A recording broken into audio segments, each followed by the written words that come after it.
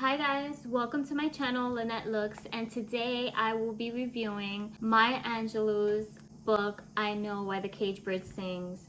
I finished this over the weekend and I have to say I was blown away by her honesty, by the pureness, by the integrity of the style in which she wrote this book.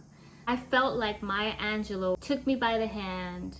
Little Maya Angelou took me by the hand and just showed me all the different stages of her life from when she was young all the way up till she was 16 years old. And that's exactly what she did in this autobiography. I definitely got caught up in the emotion of it. It takes you into a lot of unsettling events. It follows young Maya, I believe she's 3 years old, and it follows her from 3 all the way up to 16 years old. At the beginning, when she's in church, this is a particular incident, and young Maya, it really sets the scene at what you are going to be introduced to going forward. Young Maya is at church.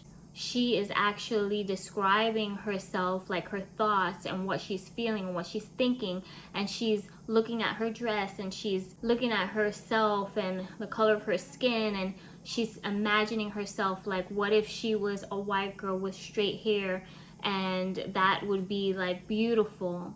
And she's already thinking at such a young age that she is not as beautiful as the white little girls that have similar dresses on, but their hair is straight, and she is imagining herself to be that, and oh, what a better life she would have. It means that you're accepted. It means so many things, because she's already seeing at such a young age. This is in Stamps, Arkansas. She's already seeing the divide. She's already seeing the inequality. She's already seen the racism. She's already seen the discrimination just because of the color of her skin. So she herself feels like she would have a better life if she were that other skin color. It's so heartbreaking because I feel like her youth was taken away because she's thinking of all of these things. And when you look at a child, the innocence of a child, you just feel like, wow, it's like it robs you of the innocence because you're already seeing the hatred towards you just because you're black. It's so heartbreaking, the things that she went through. And this is what she is thinking. So the story begins in 1931. Maya has an older brother. His name is Bailey, and the relationship between her and her brother is so sweet.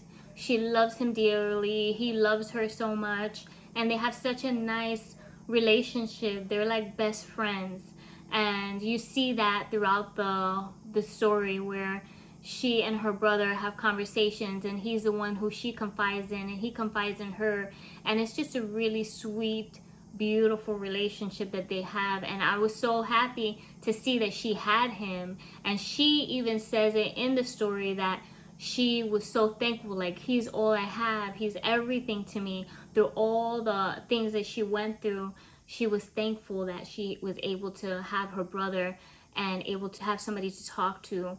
And it was her brother who she confided in. They're living with their grandmother. After her mom and dad get divorced, they pretty much send them off to live in Stamps, Arkansas, to go live with their grandmother, who they call Mama. They go down there to live with her at such a young age, and they don't see their parents for a very long time after that. And then after a while, they are sent back to live with their mom, Vivian. After their father came to visit them in Stamps, Arkansas, he decides that he's gonna take them back to live with their mom. And so that's what they do, and they are living in St. Louis. She is in a relationship with a man named Mr. Freeman, and Mr. Freeman basically is not a very nice person. Maya is only 8 years old at the time, and the mom leaves her home, and Bailey is, I'm not sure if Bailey was home in another room or what was going on, but basically Maya was abused by this man.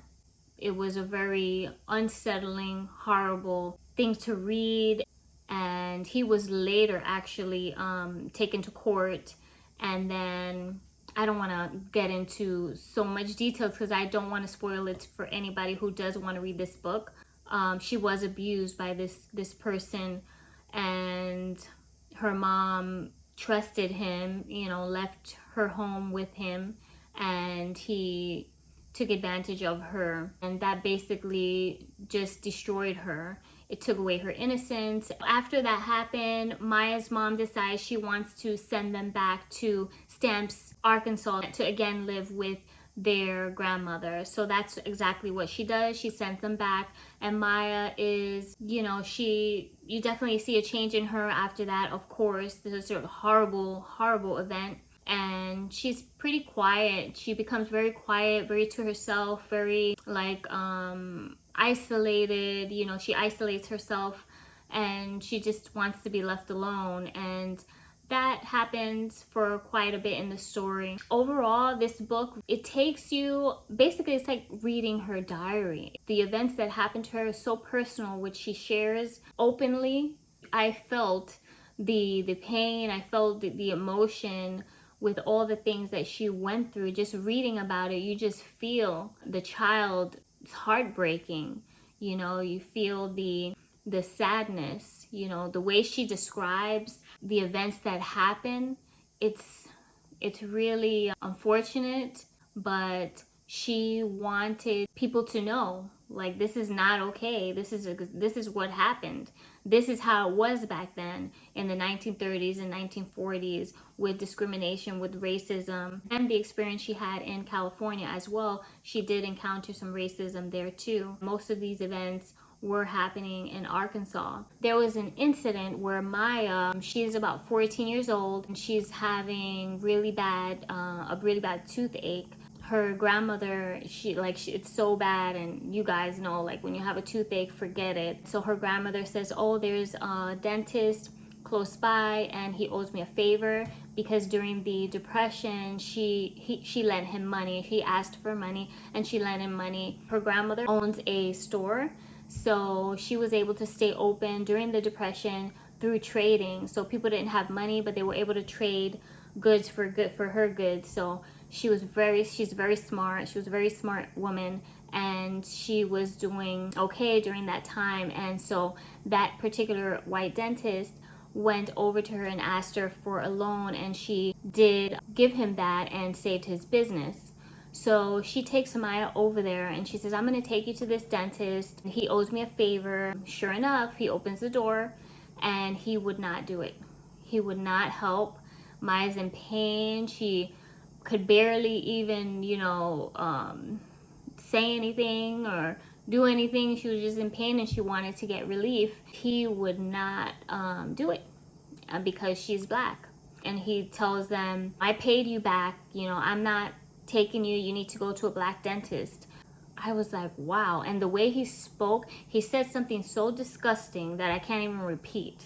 Like, I don't even want to repeat it. And he said it in front of Maya. So the grandmother tells Maya, go to the car, wait for me there. Because he slammed the door. He didn't want anything to do with them. The grandmother knocks at the door again, and I think it's their assistant or receptionist. She opens it, and she gave him a piece of her mind. He was like thrown off, but he wouldn't budge. He was like, no, you're gonna go to the dentist much further from where they lived. And that's exactly what they had to do. So he would not service them at all. That's like another incident that she encountered over there. I was like, wow, like, oh my God. Just so disheartening. Absolutely traumatic. It's horrible. It's horrible. It really is. It's like, as a little girl, she's already feeling insecure because of all of that. The experiences, to experience racism, to experience all of that, and still have dignity and hold your head up high. Soon, the grandmother, she really wants them to experience life with their parents, to live with the mom. And this time she's living in Oakland, California, and she's still 14 years old. She starts attending a school out there, and she's one of 3 black girls that actually go to that school, and everyone else is white. So you can imagine how she feels going to that school. But she has so much integrity and so much self-assurance at that time that she loved to read, she loved literature. And through that school, she was able to get a scholarship to the California Labor School. And there at that school, she studied drama and dance. Soon her mom gets married, and she marries a man who becomes a father figure in both Maya and Bailey's life. So I thought that was really nice, that finally now she's experiencing a person in her mom's life that is actually loving and caring like a dad should be. She was able to experience a nice relationship with him. At the age of 16, Maya actually gets a job, and she gets a job because she would not accept no. She goes into the place, she's like, I'm getting this. Her mentality was, I'm getting this job. She wasn't gonna accept no because she was black. And she goes in, and the receptionist is there, and she's looking at her, and she says, oh, I'm sorry, basically no. And Maya's like, she was very insistent, and she got the job. And she was the first African American to be a street conductor in San Francisco. She had confidence, she went in there with certainty, and she got that job. So I was very happy for her. I was very impressed at her willingness and her ability to not back down and not accept no just because she was black, and they hired her. She was able to do it. She was able to get that accomplishment under her belt. You know what I found very, very interesting, that this book is another book. I know I had said before the Golden Compass was a book that was banned in schools, but this book, believe it or not, was also banned in schools. The schools thought that the abuse and the explicitness of it, and also the language, was not for children to read. And I think that this book would be appropriate for high school students. It's a lesson in history. This book is actually better than reading a history book that somebody else is interpreting. This is based on somebody's personal journey and life experience, battling racism, discrimination, living through it, and telling the story of abuse, and being able to actually make note that this is not okay. This book is a history lesson. It's one that should be read in high schools. Parents can explain, further talk with their children if they want to, but it doesn't go into such explicit detail in a sense where it's too much. It is heavy, but it's not to the point where it should be banned from high school. I think that it should be read in high school. Maya Angelou wrote this book after the assassination of Martin Luther King Jr. to express and give her own experience with racism and abuse. She felt the need to do that after her friend was assassinated. That's a little background information about the inspiration to write this. I'm very happy that I got to read it. I gave it 5 stars on Goodreads. It definitely was very eye-opening.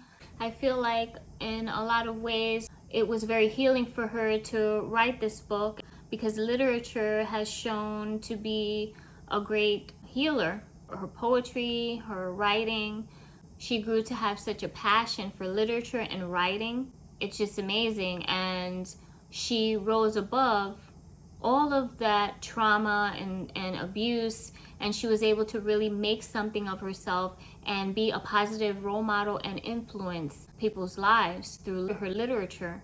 I am very, very inspired. She's a very empowering and inspiring woman. That's pretty much it for this review, guys. I really do recommend this book. I think that if you're looking for a book that will show you a piece of history, if you're looking to know more about Maya Angelou, this is a perfect book to start with. She details her life from age 3 to 16 in this book, and you see how she grows into a young lady, discovering herself and discovering literature. It's really, really eye-opening. It's very heartbreaking and inspiring at the same time. Thank you so much for watching, and I will see you on the next episode. Don't forget to like and subscribe to my channel. It supports me in making more videos. And I'll see you next time.